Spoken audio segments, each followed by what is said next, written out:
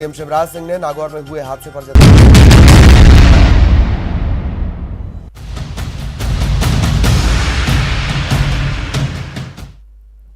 नमस्कार, आप देख रहे हैं छत्तीसगढ़ मांगे जवाब और आपके साथ मैं हूं पुनीत मिश्रा। तो बीजेपी चिंतन कर रही है बस्तर में चिंतन 2023 के लिए, ताकि सत्ता की सीढ़ी पर दोबारा चढ़ा जा सके। और जहां चिंतन किया जा रहा है ये वही बस्तर जहां से बीजेपी का एक भी नुमाइंदा विधानसभा में अब नहीं है। ये वही बस्तर है जिसे छत्तीसगढ़ की सत्ता की चाबी कहा जाता है। माना जाता है कि बस्तर जीता तो सत्ता भी पक्की समझो। तभी तो 3 दिनों के चिंतन शिविर में बीजेपी मंथन करने जा रही है। वहीं कांग्रेस का तंज ये कि बीजेपी चिंतन नहीं कर रही बल्कि ये बीजेपी का चिंता शिविर है, क्योंकि 15 साल सत्ता में रहने के बाद भी बस्तर में बीजेपी का एक भी विधायक नहीं। तो इसी मुद्दे पर आज होगी चर्चा। चिंता, चिंतन और मिशन 2023 पर शुरू करते हैं छत्तीसगढ़ मांगे जवाब। ये तो हमारे अंदर की बात है। हम कैसे किस मुद्दे को लेके हमें चुनाव में जाना है, इन सभी पे डिस्कशन होगी। उसके बाद हम रणनीति जो है उसका तय करेंगे। चिंतन शिविर या चिंतन बैठक ये पार्टी का एक चलने वाला ये प्रोग्राम है। पहली बार हो रहा है ऐसा नहीं है। इसके पहले भी चिंतन बैठक हुआ है, बारनवापरा में हुआ था। इस बार हम लोग बस्तर में बैठ रहे हैं और पार्टी के पास 2023 का विधानसभा चुनाव लक्ष्य है। हम कहाँ गड़बड़ हुई, कहाँ कमियां हैं, आसान नहीं है। इसलिए चिंतन तो बहुत आवश्यक है। और मैं समझता हूँ पार्टी ने जो तय किया है किस पर चिंतन किया जाए, जमीन पर कहाँ गड़बड़ियां हो। मैंने 15 साल हम गवर्नमेंट में रहे और 18 का चुनाव 15 सीट, ये हमारे लिए बड़े भारी दिशा निर्देश और चिंतन के लिए अनिवार्य स्थिति भी बना दिया है। चिंता इस बात की है कि 15 साल सरकार में रहने के बाद जो दुर्दशा हुई, 15 सीटें भी नहीं मिल पाई, उसकी चिंता है। चिंता इस बात की है कि जिस चेहरे पर चुनाव लड़ा जा सके, ऐसा कोई अनुसूचित जाति, जनजाति, पिछड़ा वर्ग का कोई चेहरा भाजपा के पास है ही नहीं। 15 साल ऐसे किसी नेतृत्व को भाजपा ने उभरने ही नहीं दिया। और चलिए इसी मुद्दे पर हम चर्चा करने वाले हैं। हमारे संपादक प्रकाश चंद्र होता जी जुड़ चुके हैं राजधानी रायपुर से, और साथ ही जो हमारे मेहमान हैं उनका परिचय आपसे करवा देते हैं। प्रमोद दुबे, आप वरिष्ठ कांग्रेस नेता हैं। प्रमोद जी, आपका स्वागत है। और श्रीचंद सुंदरानी, आप वरिष्ठ बीजेपी नेता हैं।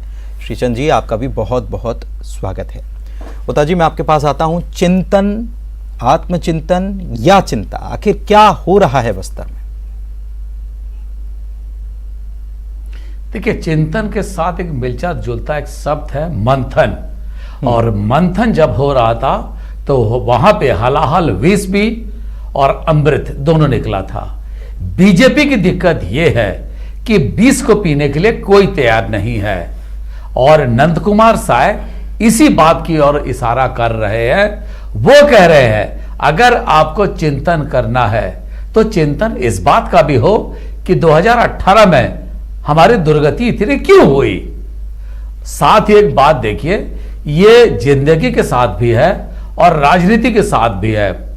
97 तक सीढ़ी चढ़ के आदमी पहुंचता है और 97 में सांप निकल लेती है, फिर 3 में पहुंच जाता है। तो कई नेता इस सांप सीढ़ी के खेल में निपट जा रहे हैं। इसीलिए भी चिंतन की बहुत जरूरत है। श्रीचंद सुंदरानी जी, जो बातें नंद कुमार साय जी कह रहे हैं, 3 साल हो गया, लगभग 3 साल हो गया 18 के चुनाव को, क्या वाकई जरूरत है? अब 18 में क्यों हार गए, अब उसके विश्लेषण, उसका एनालिसिस करने की। जी, जब चिंतन करने बैठे हैं तो निश्चित रूप से इस बात पे चिंतन होगा कि 15 साल हम सरकार चलाने के बाद आखिर हम कहां हमें कमी रह गई, और आगामी 2023 में हम सरकार बनाएंगे, इस दिशा में क्या क्या कदम हमको उठाए जाने चाहिए। और इस चिंतन शिविर में यह भी तय होगा कि मोदी जी की सरकार की उपलब्धियों को जन जन तक पहुंचाएं, इस चिंतन शिविर में वो भी तय होगा कि भूपेश बघेल सरकार की विफलताओं को जनता के बीच कैसे ले जाएं और 2023 के चुनाव को लेकर रणनीति बनेगी। सारी चर्चाएं वहां पे होगी और ये चिंतन सत्र, चिंतन शिविर जो हो रहा है ये कोई पहली बार नहीं हो रहा है। पहले बार नवापारा में हो चुका, जिन राज्यों में सरकार है वहां भी होता है, जिन राज्यों में सरकारें नहीं है वहां भी होता है और निश्चित रूप से हम इस दिशा में आगे बढ़ रहे हैं और हम चिंतन की ओर भी बढ़ रहे हैं। लेकिन एक बात मुझे बताइए, अभी 2 साल और बचा है सरकार की, आप सरकार को घेरने की रणनीति बना रहे हैं या खुद को मजबूत बनाने की? देखिए, हम दोनों मोर्चे पे काम कर रहे हैं। लगातार आप होता जी देख रहे हैं, राजधानी में आप लगातार आंदोलन हो रहे हैं, सरकार की विफलताओं को जनता के बीच में लाने का प्रयास कर रहे हैं। हम बिजली की दरों को वृद्धि को लेकर हमने किया, नगरीय निकाय के किए गए वादों को लेकर हमने किया। अभी आने वाले कुछ ही दिनों में, कुछ दिन में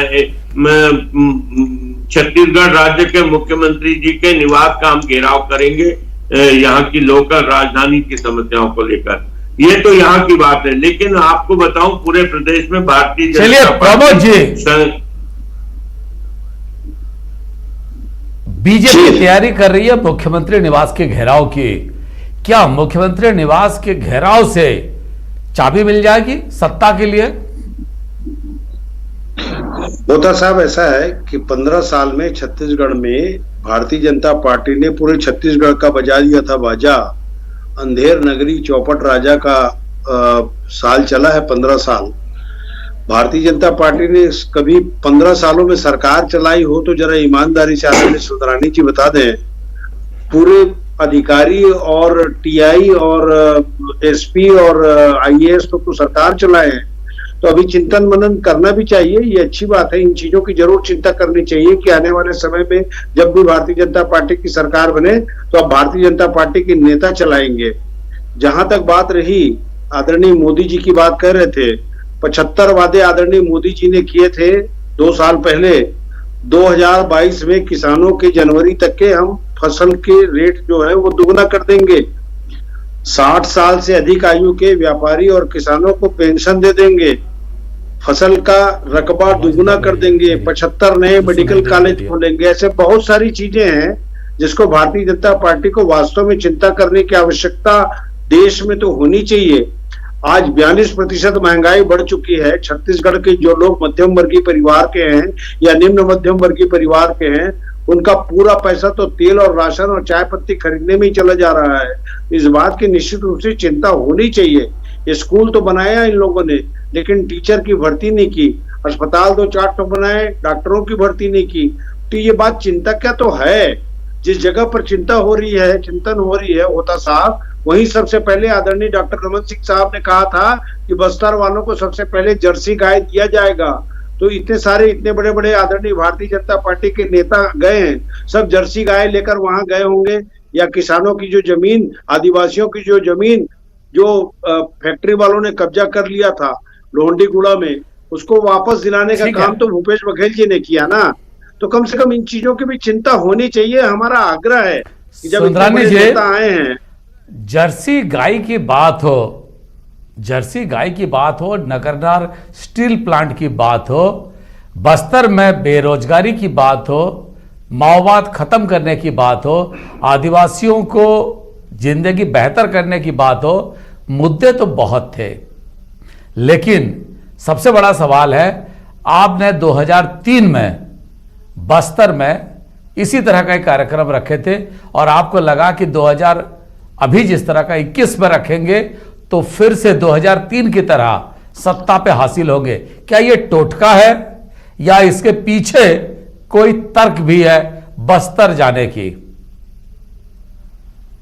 हमारा रहा है, हमने 12 सीटें भी जीती, 11 सीटें भी जीती, 8 सीटें भी जीती और हम 0 पे भी आ गए। हमें कहने में कोई संकोच नहीं है। कई बार राजनीतिक समीकरण बनते हैं और निश्चित रूप से बस्तर का चिंतन शिविर बस्तर से जीत की शुरुआत करेगा।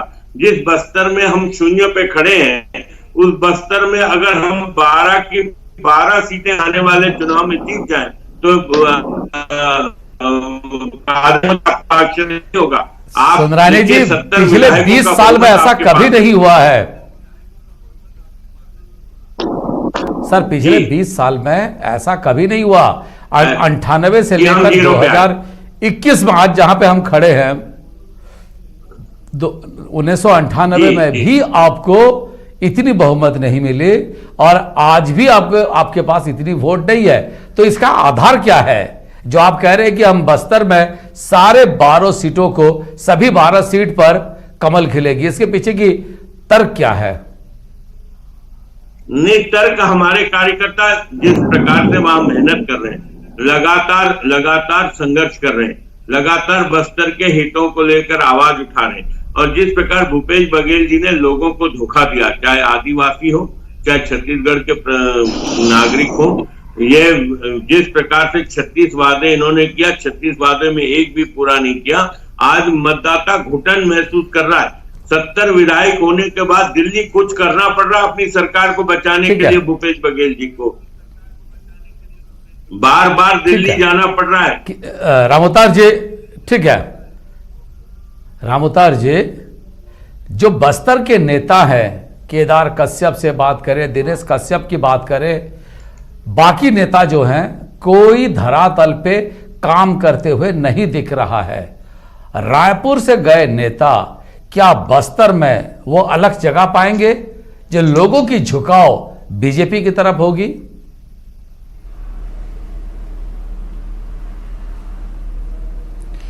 देखिए होता जी, बस्तर के विकास के लिए भाजपा को अधिक चिंतन की जरूरत है। अधिक चिंतन की इसलिए भी जरूरत है कि वहां एक नक्सलवाद बड़ी समस्या है, वहां पर नेतृत्व का एक झगड़ा है, वहां पर संगठन में जिस तरह से कमजोरी है भाजपा की, उसको कैसे दूर कर पाए ये देखना पड़ेगा। इससे हट के बात यह है कि इस चिंतन शिविर अभी तक विधानसभा चुनाव हारने के बाद भाजपा ने पंचायत चुनाव, नगरीय निकाय चुनाव, 3 उपचुनाव, ये सब चीज हारने के बाद हार के कारणों की अभी तक समीक्षा नहीं हुई है। हार के कारणों की समीक्षा होती, उसके बाद एक नया रोड मैप बनता, तो उस दिशा में कहीं न कहीं भाजपा ने काम नहीं किया। शायद हार के बाद कई बात और उभर के आ सकती थी, कई रणनीतियां बनाई जा सकती थी और एक निष्पक्ष तरीके से अपने हार की समीक्षा कर सकते थे। रामोतार जी सही बात बोले। एक सवाल, इन 2.5 वर्षों में रामोतार जी, एक सेकंड, भाजपा ने नहीं की।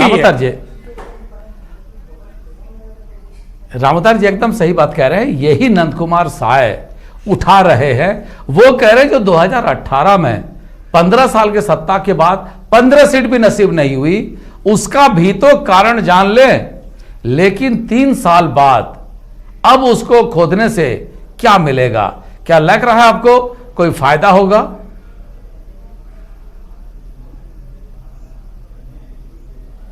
देखिए, ऐसी बैठकों से, ऐसे संवाद से हर पार्टी को फायदा होता है। हर पार्टी के ये मूव करने का तरीका भी है। इसी तरह बैठकों से, संवाद से, धरना से, प्रदर्शन से एक पार्टी को बल मिलता है और नीचे की बात जो है ऊपर तक आती है, नेताओं तक आती है। तो कहीं ना कहीं इससे फायदा तो होगा।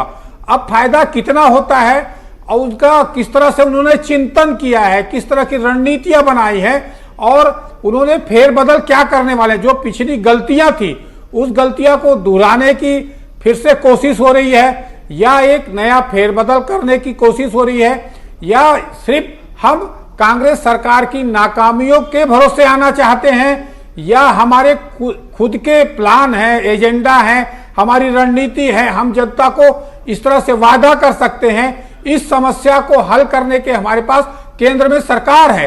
केंद्र में सरकार होते हुए बस्तर जो है अभी नक्सलवाद से झुलस रहा है। वहां के लोगों की समस्याएं जो है, समय की समस्या, उस पर हल करने में केंद्र सरकार किस तरह मदद कर सकता है, यह भी प्लान देना चाहिए। जी जी, निश्चित रूप से। प्रमोद जी, इस चिंतन से कांग्रेस को कितनी चिंता है? नहीं, हमें इस बात की चिंता नहीं है, क्योंकि इन जो 15 साल में हाल जो बेहाल हुआ है उसकी गाथा 3 दिन में नहीं लिखी जा सकती, कम से कम 50 दिन इनको चिंतन करना पड़ेगा कि चिप्स जैसे छोटी सी संस्था में अगर 15 लाख लोग 15 लाख रुपए यहाँ से जाते थे, उसमें जो लोग नौकरी करते थे, कौन लोग नौकरी करते थे मुझे बताने की आवश्यकता नहीं है। तमाम बड़े अफसरों की पत्नियां वहां काम करती थी, धड़ल्ले से बिना सिग्नेचर किए, और सिग्नेचर करके पैसा निकलता था। तो ये वो चीजें हैं जिनको छत्तीसगढ़ के लोगों के ऊपर वज्रपात हुआ है। संस्कार और संस्कृति जो छत्तीसगढ़ की थी उसे मिटाने का प्रयास हुआ इन 15 सालों में। लेकिन आज सबसे बड़ी बात लेकिन है प्रमोद जी बस मुझे 10 बीजेपी जो जी 10 सेकंड और दे ठीक है आज सबसे बड़ी तकलीफ होता साहब, सबसे बड़ी चिंता इस बात की है कि आज 42% महंगाई बढ़ चुकी है। अगर पेट में अन्न नहीं रहेगा, आज आप देखिए 52 लाख लगभग गरीबी रेखा के नीचे जो लोग हैं, आज उनकी संख्या दिन प्रतिदिन बढ़ती जा रही है। तो ये कहीं ना कहीं चिंता का विषय नहीं है कि जो 38 लाख गरीबी रेखा के नीचे जीवन यापन करते हैं, लेकिन एक बात है प्रमोद जी, 57 लाख तक पहुंचा दिया। लेकिन आप एक बात तो मानिए कि वहां पे अब धर्मांतरण एक बड़ा मुद्दा है। बीजेपी उस जगह पे जाती है, बैठकें करती है जहां पे उसको एक माहौल बनाना है, राजनीतिक हवा फिजा को बदलने की, जहां वो सोचते हैं वहीं पे इस तरह की बैठकों की आयोजन की जाती है। लगातार बीजेपी इस बात को उठा रही है। सुकमा की एसपी के वो पत्र का हवाला देकर कि धर्मांतरण जोर शोर से हो रहा है, यह भी तो एक चिंता की विषय होगी आपके लिए। नहीं देखिए होता साहब, मैं तो एसपी को बधाई देना चाहूंगा कि वो कांग्रेस की सरकार में उसकी बोलने की हिम्मत है, बोलने की हैसियत है। बीजेपी की सरकार में तो अकेले सुकमा में 15 चर्च बन गए। उस समय क्या हुआ? उस समय किसकी जवाबदेही थी? उस समय किसकी सरकार थी? तो खाली बाल्टी में चम्मच घुमाना, अफवाह फैलाना, धर्मांतरण की आड़ में लोगों को लड़ाना भिड़ाना, इससे नहीं चलेगा। आप कुछ काम कीजिए। सुंदरानी जी देखिए, प्रमोद जी कह रहे हैं कि धर्मांतरण जो मुद्दा आप उठा रहे थे वो लोगों को लड़ाने और भिड़ाने की है, क्या कहेंगे? देखिए प्रमोद जी, जिस दिशा में ले जाने का प्रयास कर रहे हैं डिबेट को, हम लड़ाने का काम नहीं करते, लेकिन हमको अपने धर्म को बचाने की भी तो आवश्यकता है ना। अगर धर्मांतरण इनके सरकार में इनका जिलाधीश कह रहा है तो भारतीय जनता पार्टी कहाँ गलत है? भारतीय जनता पार्टी लगातार धर्मांतरण की बात उठाती थी, इनको विश्वास नहीं होता था। अब तो इनको अपने सुकमा के कलेक्टर पे विश्वास करना चाहिए कि बड़े पैमाने पे धर्मांतरण हो रहा है गरीब आदिवासियों का, और इस मुद्दे को भारतीय जनता पार्टी नीचे तक लड़ेगी। ठीक है। आखिरी में 10 सेकंड में रामोतार, 10 सेकंड में एकदम छोटा सा जवाब चाहिए। क्या इस चिंतन शिविर से लगता है बीजेपी मजबूत होगी?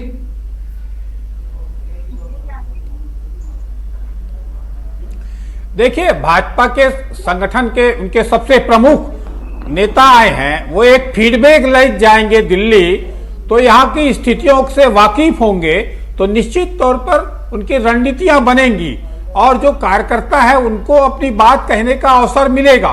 तो एक बेहतर अवसर के बाद जो एक कुहासा की स्थिति है वहां पर, और एक कार्यकर्ता जो चाहते हैं कि एक बदलाव हो, संगठन सक्रिय हो, वैसे मंथन चिंतन ये सारी चीजें होती रहना चाहिए, हर दल में होती रहना चाहिए।